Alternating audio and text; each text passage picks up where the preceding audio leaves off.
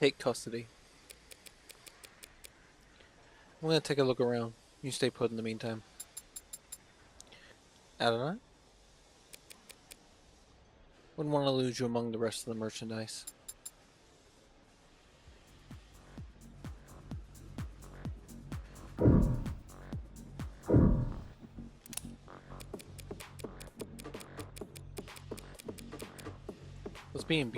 What's being built out there? Our top of the line, brand new bestsellers, the Animate 16. Warm. Looks kinda cold out there. We keep the factory floor refrigerated. Slows the organics already tune metabolic activity to a minimum. That explains why the room doesn't smell like rotten flesh. The flesh out there is only somewhat rotting. Slowly. I just meant I'm surprised to see metal. Oh, well, all the A16s have alloy endoskeletons. The organics are layered on later in the process. Sounds like what Sarah told me about herself. Maybe she really was the A16's prototype. But it's hard to imagine bridging the gap between her and these scattered doll parts. I get that you can grow just about anything from lax Gemini. But how do you get the synthetic and the organic to work together? Yeah, that was our first concern when R&D began work on the warm concept. The 1.0s were real skin with synthetic muscle. And it was a horror show. Metal pulling on skin was just... right. For 2.0, they worked backwards. Organic muscles, organic skin. But digital signals on organic hardware was a dead end. Didn't the muscles flex when you passed an electric current through them? They'd flex and unflex, sure, but that's not nearly precise enough for facial expressions. Look like puppets strung up on live wires.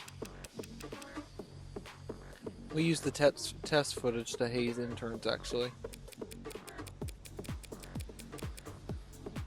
You must have figured something out. The A16 wouldn't look out of place on the runway.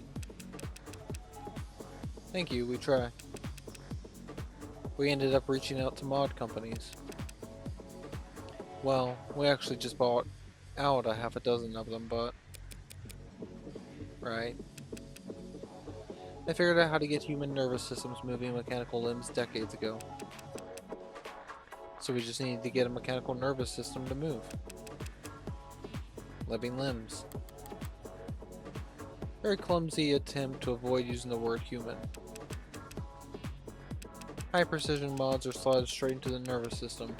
They receive their input from neurotransmitters, not bioelectricity. So you had to do the opposite? Exactly. We created a synthetic neurotransmitter that our androids could use to communicate with organic flesh. Where did that breakthrough come from? Dr. Asher? Partly. He led the team that built the motor neurons in this analogy. They carry commands from the central nervous OS to individual muscles across the chassis.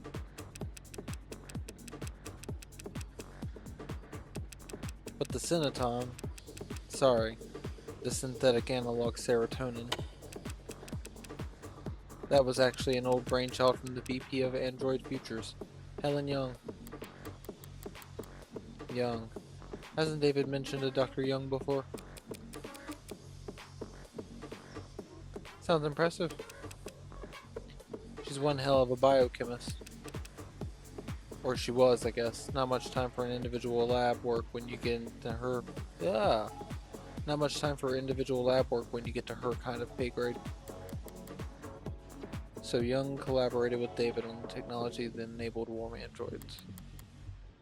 As I thought, whatever went into Sarah that makes the android so distinct, he couldn't have taken sole credit for it. Young. Did he partner with her on this?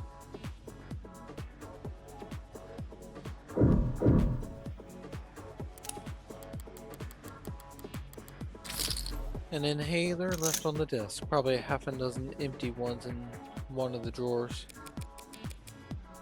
DAWs? The inhalers? They're distributed by the company, correct? Oh yeah. HR handles it. They personalize your dosage and prescription and update it based on performance and job fulfillment reviews.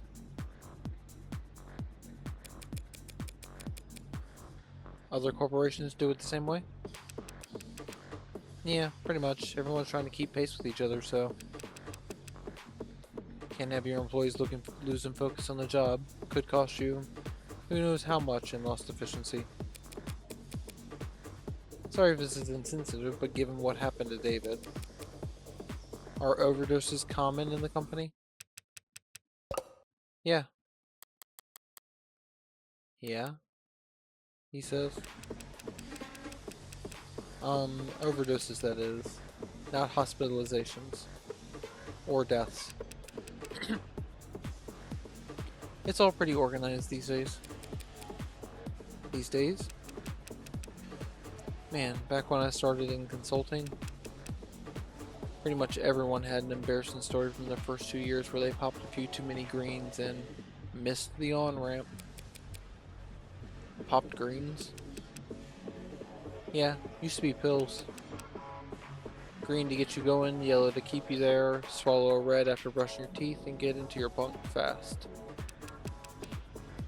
But yeah, the inhalers are a huge improvement, like going from torches to the light bulb. They sync straight to your personal biomes and adjust dosage in real time. Overdoses are way down. That's great to hear. The trainees under me don't realize how good they've got it. Kids probably won't even have to learn how to purge. Yeah, I know, right?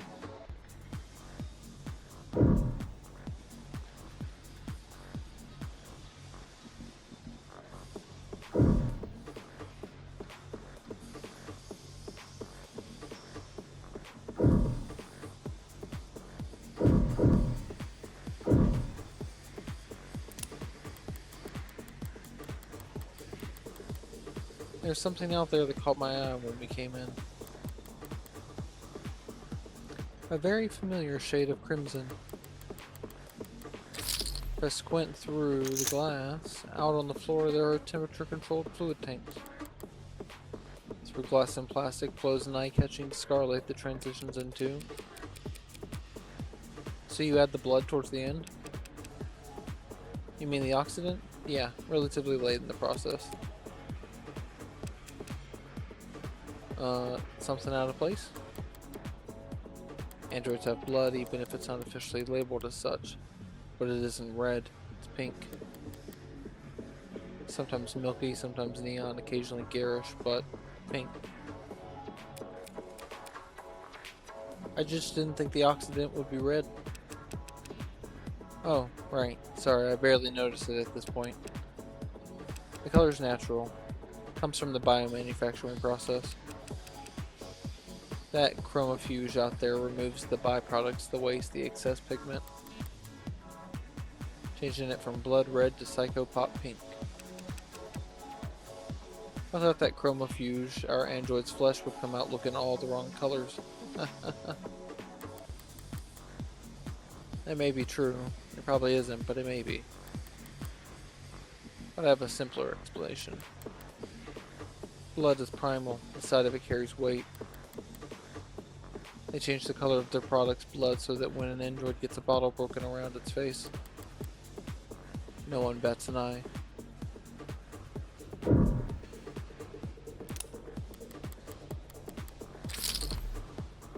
This seems to share some components with that coffin Sarah was napping in. If DAWs does quality assurance, is it some kind of android calibration device? It's probably what who used to register Sarah. Looks a little... Is Sarah tall enough for it to recognize her?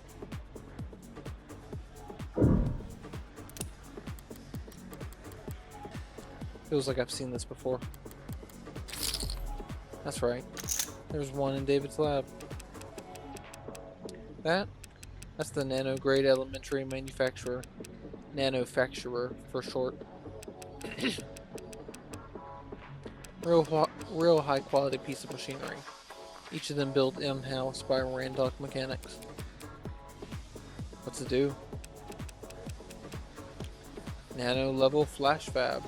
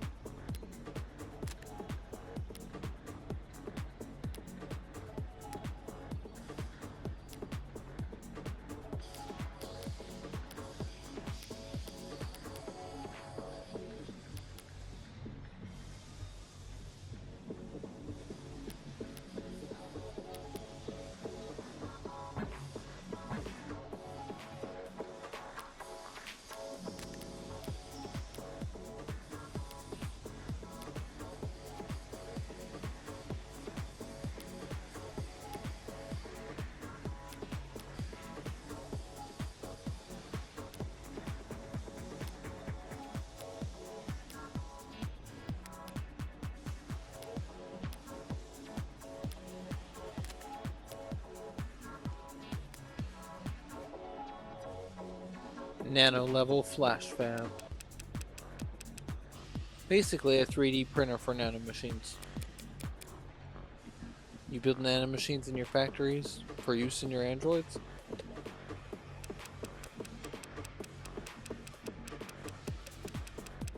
The raw materials are cheap.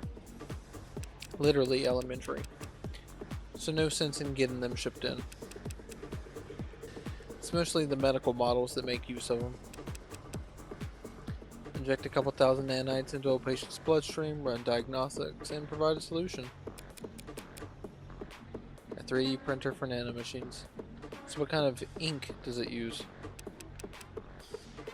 Silicone, hydrogen, oxygen, carbon, building blocks.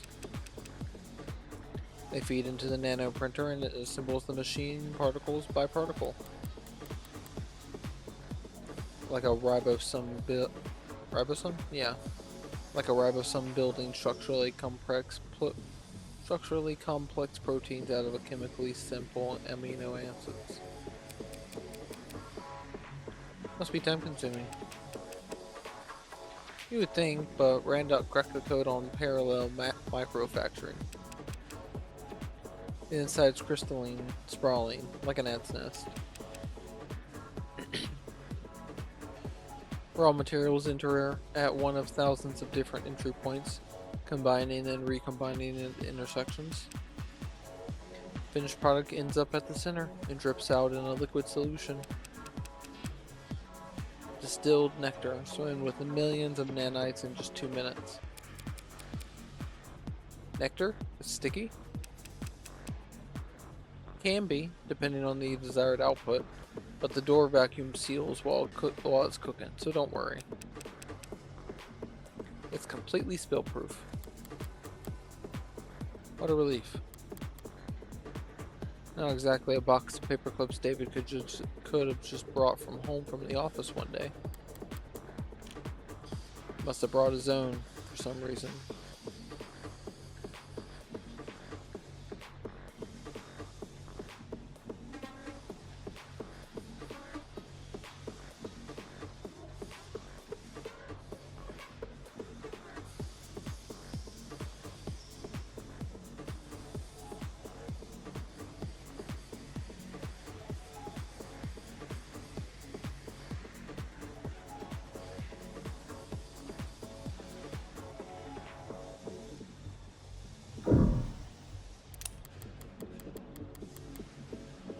Could wrap up here and get Sarah registered. Let's look around a little bit more.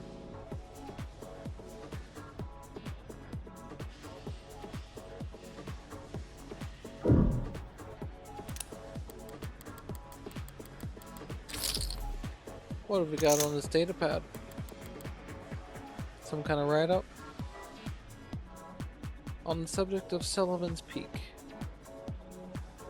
Much of our world today, and in fact, much of our world's economy is heavily influenced by the uncanny valley. The thought experiment provides a simple and easily applied explanation for the gaps we see in the otherwise wide spectrum of automated dependence that assist us in nearly every industry on the planet. There's a very simple primal truth to it. We like things that resemble the living, like cartoons and puppets and toys. And we like things that are damn near indistinguishable from the living, like whatever name Noble's latest products are being sold under.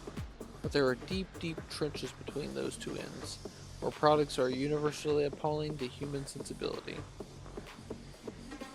The uncanny valley will no doubt remain a useful tool for teaching, marketing, and designing for generations to come, but already we are seeing ways in which it fails. It has become increasingly clear to us that the space between nearly indistinguishable and truly indistinguishable is much wider than we ever suspected, and it may not be the only part of the map that we must fear. I propose we bridge these gaps in knowledge by looking to the speculative fiction of Robert J. Sullivan, who, in one of his most well-known work, Equal Under One Sky, described a concept which thereafter has been called Sullivan's Peak. Through the lens of his characters in their so very divided world, Sullivan demonstrated that the uncanny valley does, in fact, have its own peak on the other side, a point past which making an artificial existence any more human in its features serves only to make the user experience more uncomfortable, more difficult, and more fraught with moral pitfalls. Once you reach Sullivan's Peak, traveling any further only has diminishing returns. The implications of this idea are far-reaching. We will soon reach a point at which the designer of ads can only make their creations less lifelike or less likable, a hard stopping point for technological process. What then, we must ask? Whoopie, looks like you forgot to sign into this device. Drop your thumbprint below and we'll get you squared away so you can continue reading. Surprised to find marine material like that around here. Are they passing it around as a gag, or are they afraid of Sullivan's Peak around here? Noble must be.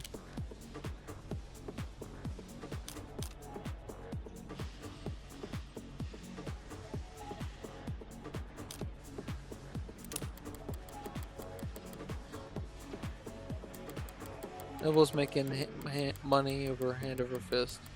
Why should they care if some sci-fi author think they need to slow down? Because it could spell doom for the entire industry if they're right. And threats to the bottom line are about as serious as it gets. Oh, I guess we didn't pick the right answer. All done? Ready to get the ad handled? Thanks for humoring me. Can you have it step into the scanner? As he says. Understood. Right then, what are we looking at here? Whoa. There's a lot to unpack here. We theorize that it may have been Asher's pincushion. A pincushion, huh? That would explain some of what I'm reading here. What language is that on the screen? Tess. You know, Tesseract, all Noble products and, well, pretty much all products period are programmed in Tess. Easy to read and write, stay compliant. Now, this model, what's it go by? Sarah. This Sarah model. It's got everything the 16th line has, that's for sure. organic skin, hybrid muscles, advanced facial processing, and emoting. But there's a lot crammed in here that's still in development, like in the idea phases. Solar cell hair strands, decentralized redundant power, mental and physical overclocking with extended tolerances. Data storage is so large I can't. No, wow, he had to measure it using. Hell of a poker face. Wait, decryption and signal hijacking, that's hacking? Essentially. Does that mean it could hack its own tenants?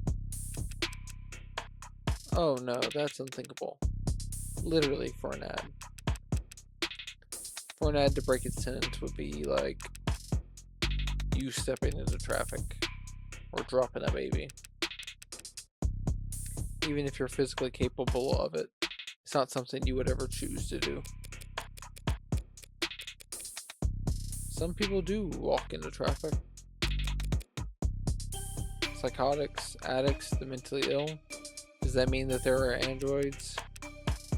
Well, no, there aren't crazy androids. So yeah. I guess my analogy doesn't hold up. That's okay. So it can't hack itself, but it was given the ability to hack other systems?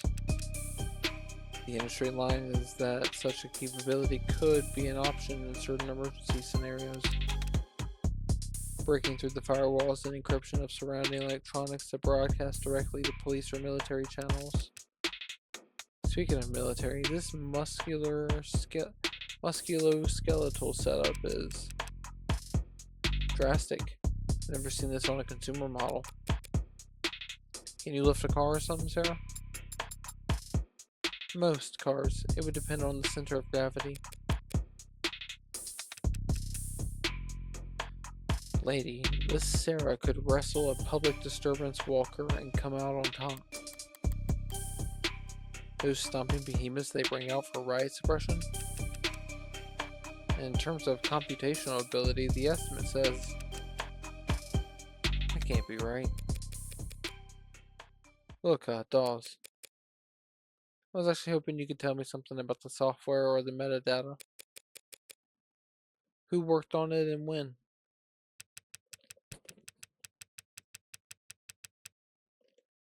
Ah, right. Okay. Well, that's unfortunate. The editing logs have been purged.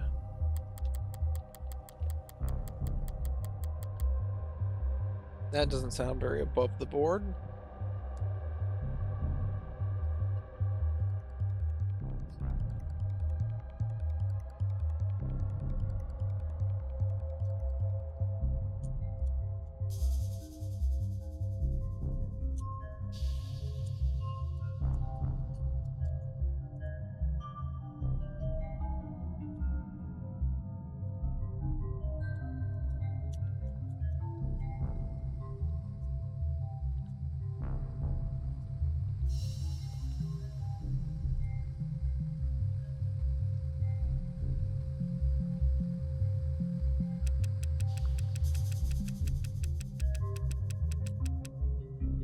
Sorry, I can't tell you anything about who worked on Sarah or when.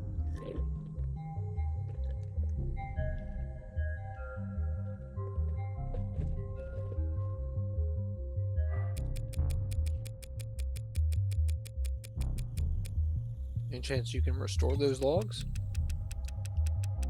Not here. Not with this machine.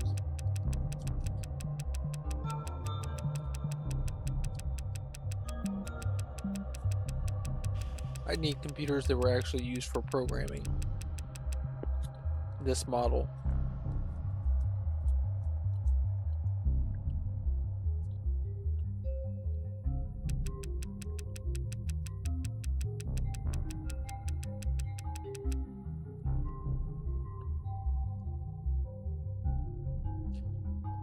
Any ideas on where those would be?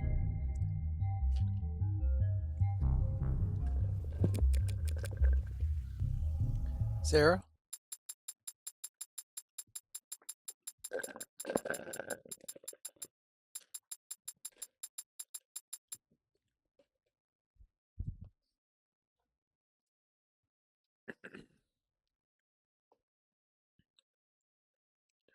I cannot answer that question with any accuracy. Had a feeling you might say that. That's right. Sorry, I can tell you the code is unique. There's hints of the A16 in there. A few of the conclusions, it's just Dr. Asher or whoever took very different paths to get there. So Sarah has even less in common with every other android on the inside?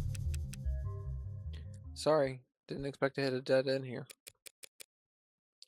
Not at all. You've been very helpful. Can we still get the registration done? Yeah, no problem. We've got the software and forms all set up here. Occasionally, we let a new business partner bring one home fresh from the oven, you know? Oven? Gross. Alright, a few basic questions then. Who's going to be the official owner of this unit? She is. As it says, unless the will disagrees, it's my responsibility. Right then. You fine with the designation, Sarah? We can set it to anything you like. Well, actually, never mind. Sarah will do fine. Okay, this part's all standard. Civilian model, address, contact info I can get from your crumbs. Do you want to reset the factory defaults? Could clear up a lot of quirks. Not right now. The last thing then is the grading. I'm reading 23 tenants here, nothing too far out of the ordinary. 23? That's higher than I expected. Talking with it, she seemed more malleable than that. Don't blame yourself. Guessing tenant count from all outward appearances has become a crapshoot.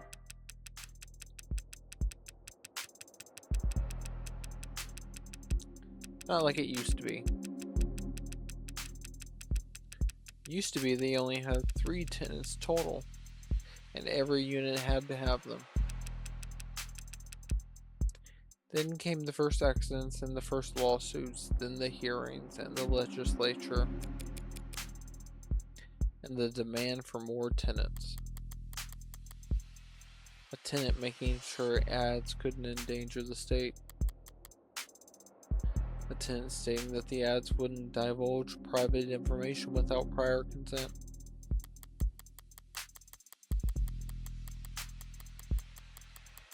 There was a campaign calling for a tenant to weigh child and adult lives equally during risk assessment.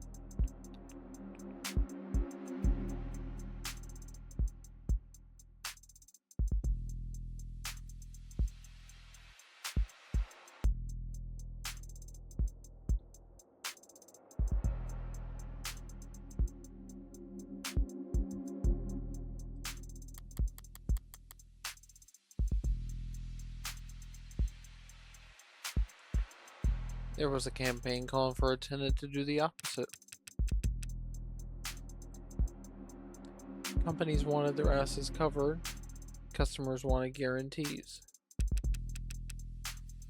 There was never much incentive to deny a requested tenant, so the list just ballooned. Until the military entered the market in full force. You sound like you don't approve. I wouldn't go that far. They needed their ads to be able to pull the trigger when ordered to. Without clearing 5,000 lines of bloated, hard-coded decision points to get there. I get that.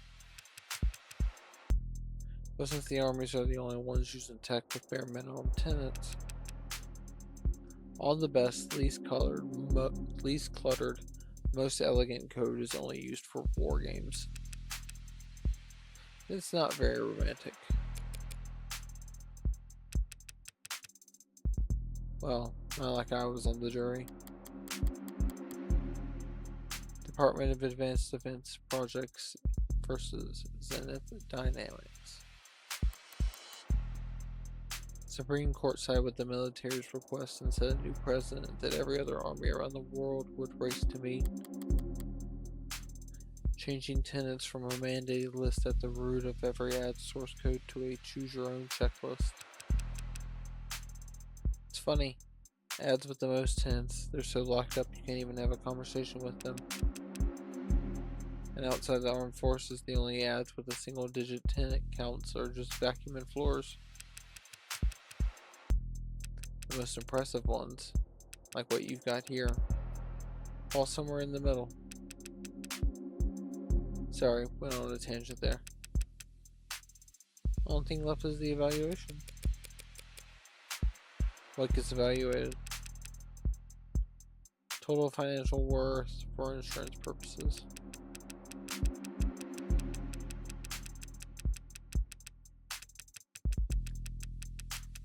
Yeah, the insurance companies made sure we had very accurate algorithms for this. No room for human error, they insisted, with no sense of irony. Wow. I mean, I knew it was a custom, but what price could they have possibly? It's a lot of digits. You should know, these formulae are pretty conservative with their estimates. Stingy, even. If Sarah's really David's last and greatest work.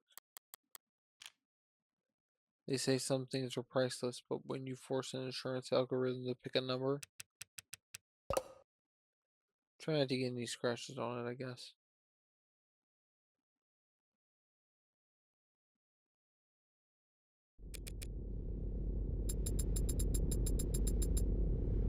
You spoke differently back there.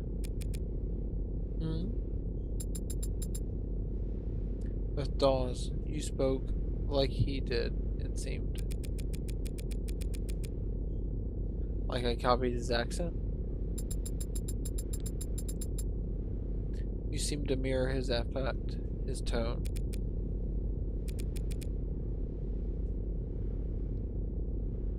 It's called being friendly. What's your point? It was just an observation. You can choose to keep those to yourself, you know. No tenant required.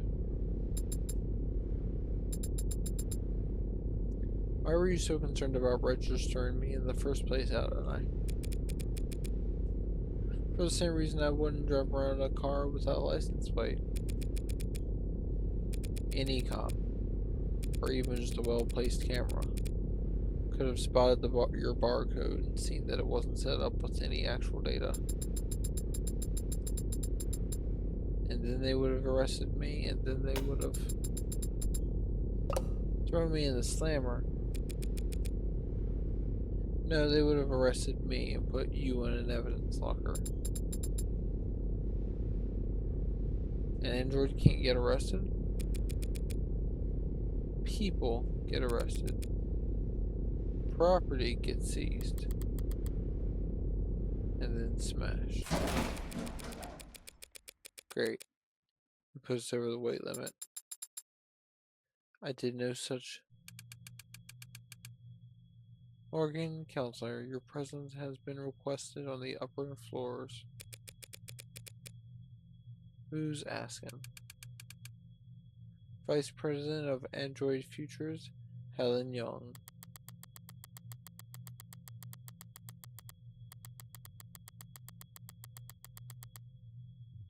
Shouldn't I have assumed I still had the opening move?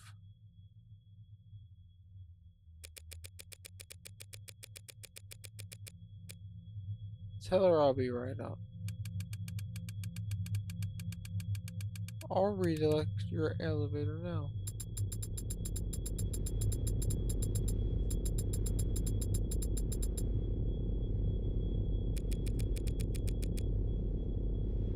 Convenient.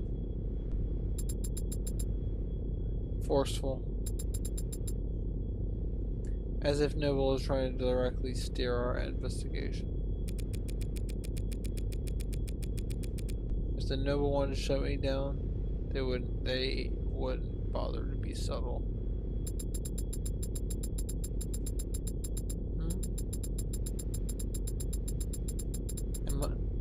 I suppose they could simply refuse to cooperate. Or just let the elevator drop.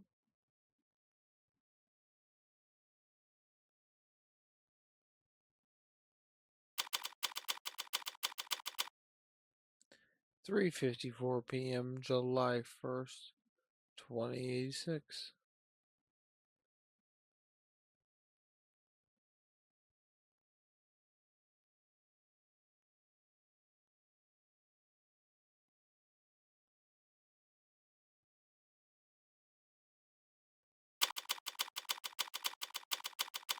Noble Electronics Northeastern HQ. Executive Office, Young.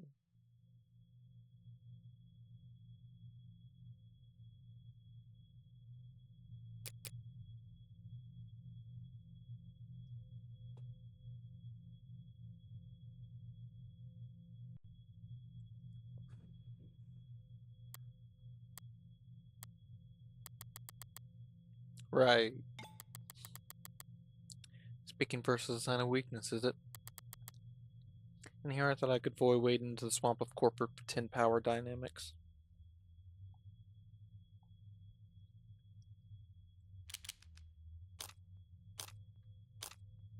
Letters do. Silence is only awkward if you care. I can ignore social cues all day long.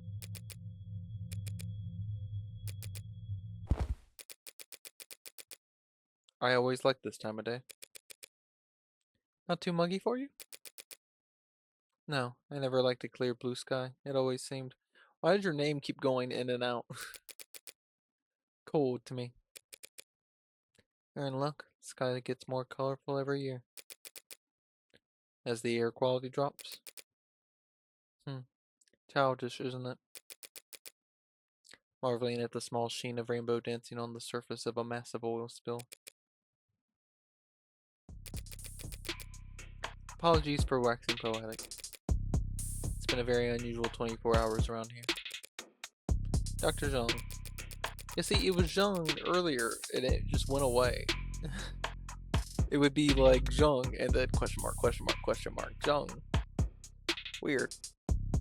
Just Miss is fine. Miss Zhang, I get the feeling you didn't bring me up here to talk about the weather. No, I brought you up here to express my condolences. I'm very sorry for your loss. Thank you, and though I could say the same. I know you and David worked together for many years. Yes, we did, but as much as I'd like to just drop everything and process, the company wheels don't stop spinning for anything. Or anyone. Was Dawes of any help? She sent him? Trying to be helpful or just trying to control the narrative? He was great. But that must mean you know why I'm here. I don't want to make assumptions. No need, I'll be explicit. I'm here as an officer of the court, which means I'm bound by law to document every rock I turn over, and every person I speak to. Yes, the lawyers made that all very clear. Lawyers? You have an Android? It's not one of ours.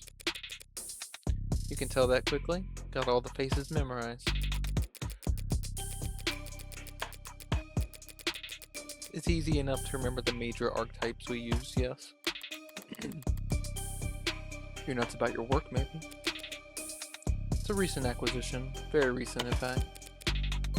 One of David's last requests, apparently. David asked you to take it?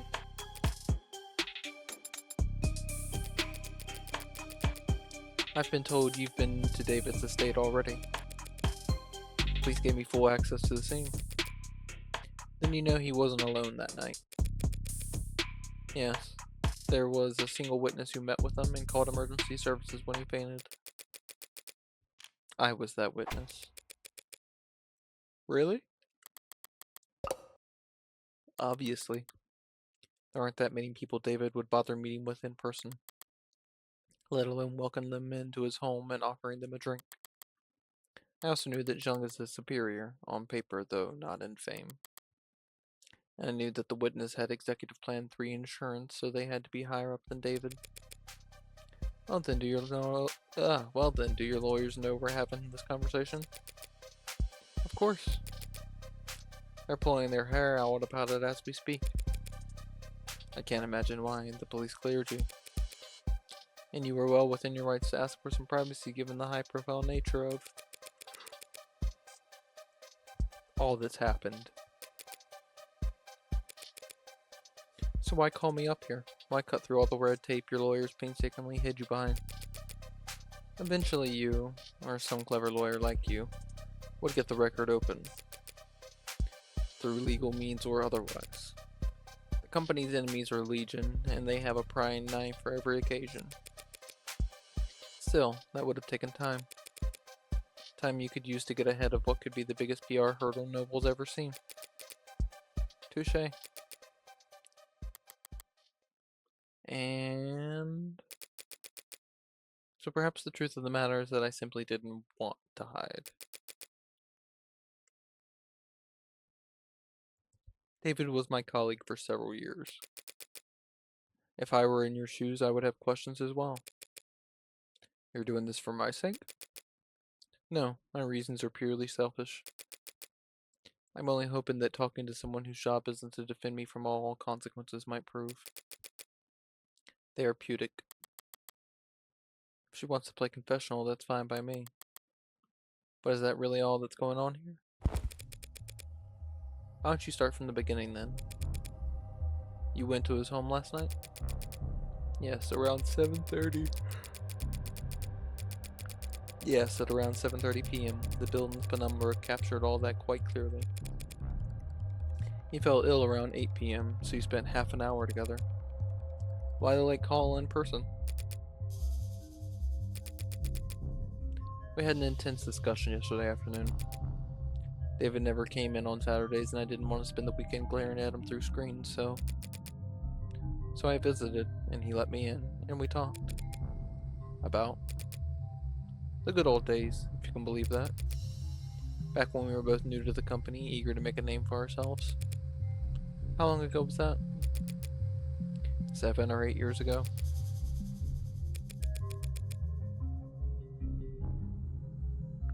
This Jung, putting a number on it, it doesn't sound that long ago, but it feels. We spent a while like that. He was lively and sharp, and I never would have thought that a few minutes later that he would be dead, that he would commit suicide in front of me. A firm reply. What happened? 8:15, he said he wanted to toast. He got up, walked into his workshop, and then he must have went down into his basement to get us a bottle. I checked some messages in the meantime, enjoyed the view. In other words, she stayed on camera. He came back up with a bottle of whiskey and 2 plastic cups. We drank and talked. He got quieter, spoke less. I thought he was just getting drunk. I didn't get worried until he started to fall asleep. And tried to wake him. He wasn't responding. Tried to shake him awake, but he didn't seem. I left him and ran to the kitchen to use the security system. Didn't think to use your phone? No. I suppose I didn't.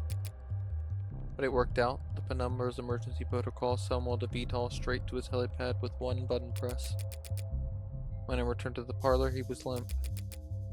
I moved him to the floor as delicately as I could. He had a heartbeat, but I just did what I could until they arrived. You went with them to the hospital, I take it? Yes, they insisted. They checked my vitals and ran a talk screen, which came back clean. So did David's, for all the good it did him. I wasn't paying close attention to what they were saying at that point, but I'm sure they ran through every step of the CCE cell. That's what they're paid to do. You seem certain that it was suicide? Yes. Why? As I said, he got quieter as the time passed, and he spoke less. But the last thing he said to me, the last clear thing he said, was that he was happy ending it here. Said he was content. And he downed his glass after that. He drank every last drop. Does that sound like David Asher to you? Curious, restless, perfectionist David? No, I guess it doesn't. Okay, we've got a couple of things. Start from the top. Start from the top. With some coffee. Lovely, glorious coffee.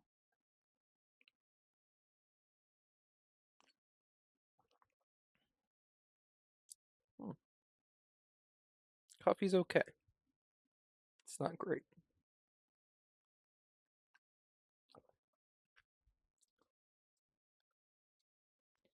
Could be worse, though. Could be worse.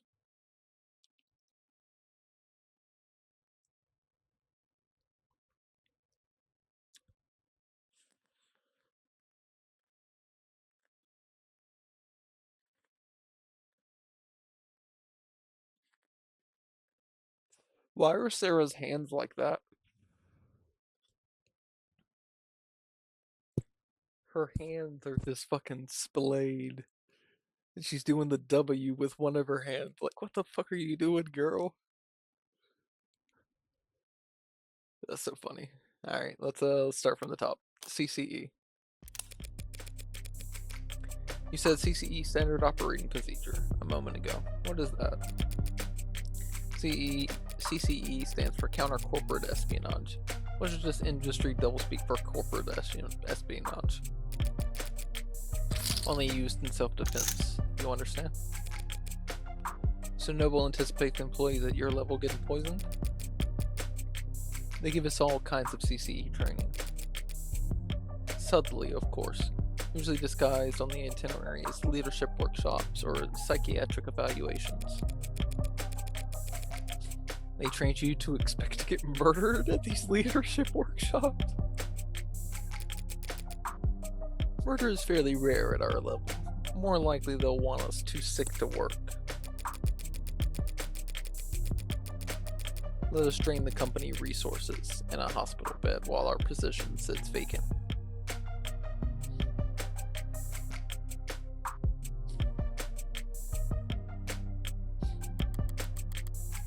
That's smart. Like snipers purposefully avoiding vital areas to strain the enemy's medical resources.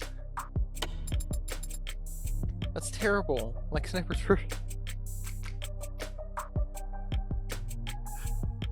That's terrible. Like snipers purposefully avoiding battle areas in order to strain the enemy's medical resources.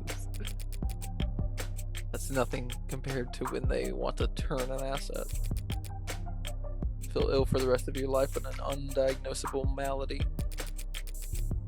Or become our mole and we'll send you the antidote every 2 weeks. It's a nasty piece of work. It's a nasty line of work. Consulting. I'm sorry?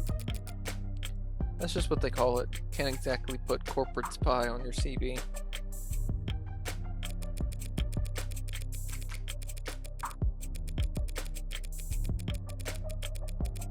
So every consultant I've met at a cocktail party was actually... It depends. Did they say they're consultant? Did they say they are consultants?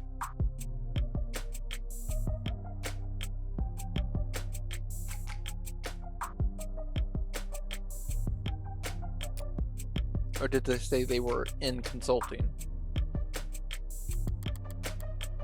How the hell am I supposed to remember? So do you think do your people think that what happened to David was a deliberate attack? Noble's competitor's been trying to get David for years, and that's the time scale their plans operate on.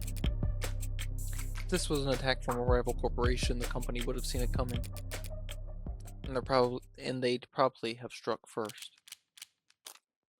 The cups. Tell me about them cups. I've been curious about this ever since I saw the scene. Why the plastic cups? I literally knew it was going to be why the plastic cups. That's so funny. There's a story there. David and I got hired around the same time under similar circumstances.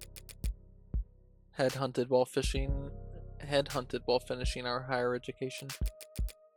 During recruiting, the company claimed to want us badly, but in practice, our actual authority was inexperienced and overpaid. You must have been extremely unpopular. You don't mince words.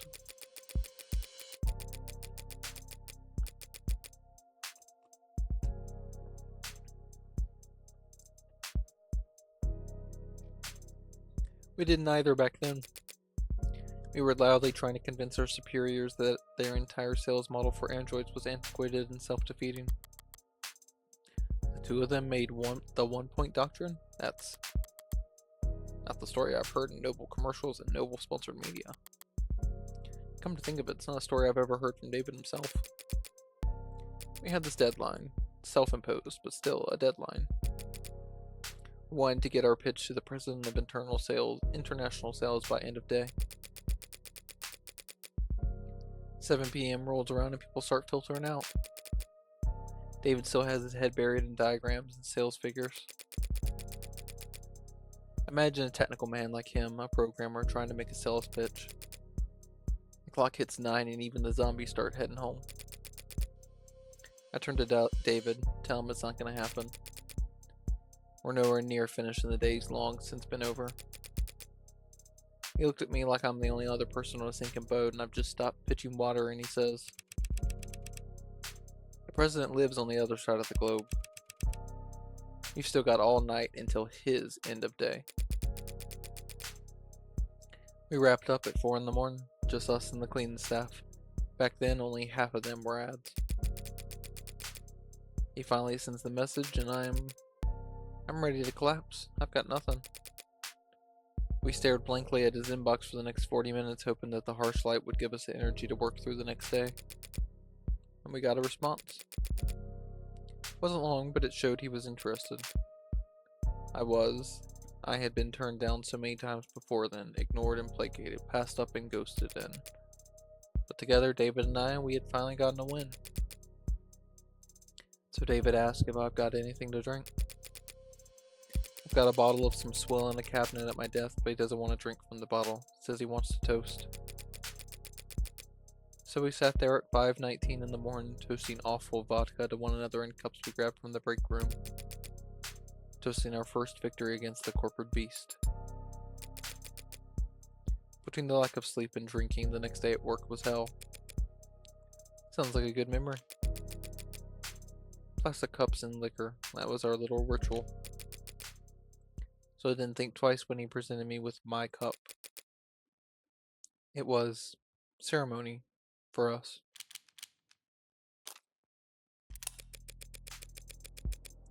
As VP of Android Futures, you're David's superior, aren't you? That's correct. Didn't you join the company at around the same time? David was always more interested in his work than he was in climbing the ladder. He didn't like playing the corporate politics game. So was he unpopular around here? Not unpopular, no. Not the great Dr. David Asher. Misunderstood, perhaps. How so? He could be blunt, demanding, some might say. He wasn't trying to be, it's just not everyone could work at the same pace he did for as long as he did. Even with the whole company humping those inhalers, they couldn't keep pace with David. Speaking of which, I don't see any at Jung's desk. Maybe it's just not something you leave out in the open at her level. So you would say that his work-life balance was... Balance implies the two are at odds with one another. We use work-life harmony here at the company. Fascinating. So was he in harmony? No, David always had plenty of Sooners, but he was never willing to put the time in. But I'm sure you're more knowledgeable than I am on that subject. Right. What do you mean? I had to help him draft a lot of apology notes over the years for misunderstandings and double bookings. Scandalous. Sure, Sarah. The A16 only entered production this year, correct? Correct. Pre-order started last holiday and we began shipping in the first quarter. I understand that you were instrumental in the success of warm androids. I played my part supervising the launch, yes. Weren't you the one who designed serotonin? The factor that enabled communication between synthetic and organic parts? I'm surprised you've heard of that. I did lead that project, yes, but that was years ago. At the time, serotonin was a little more than a novelty, a dead end. It wasn't until David took the reins on the A16 that we found a use for it. Took the reins? He was lead programmer on limb coordination, facial expression, and exhaustion parameters. And he designed the synthetic nerves that made all of that possible. David did all of that? It's a lot more than just programming. Was he always so gifted in that many fields? Did he fill those roles on the A14 or the A15? No. He used to stick steadfast to his role as a software architect. That was his field of expertise, and he didn't wander far. But 2 or 3 years back, he started sitting in on other departments, taking notes.